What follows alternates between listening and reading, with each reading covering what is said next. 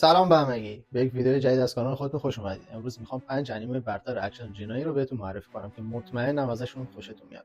پس تا آخر ویدیو با من همراه باشید.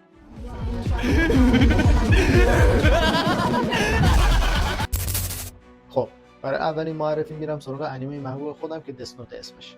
داستان درباره یک دانش آموز نابغه است که یه روز اتفاقی یه دفترچه پیدا میکنه که قدرت ترسناکی داره و با نوشتن اسم هر کسی در اون میتونه اون شخص رو بکشه. حالا این دانش آموز تصمیم میگیره از این قدرت علیه جنایتکار استفاده کنه.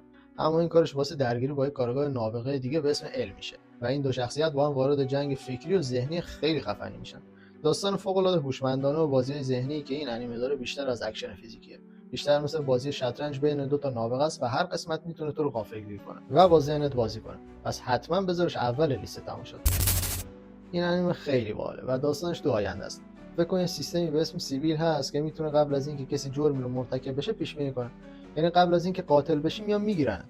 حالا یه کارگاه جوان رو مسئول میکنن که با کمک این سیستم جلوی اتفاقات رو بگیرن.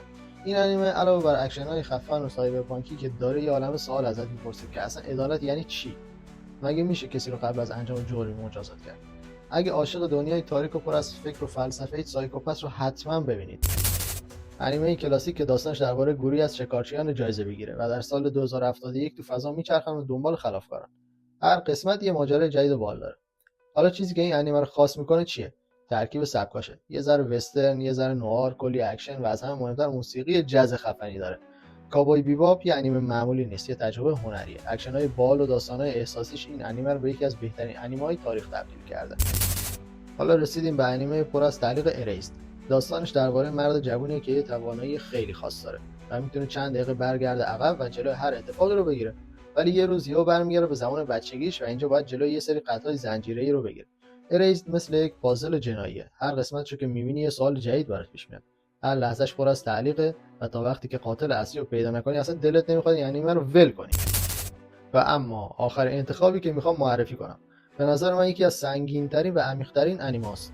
داستان درباره یه جراح ژاپنیه که تو آلمان زندگی میکنه.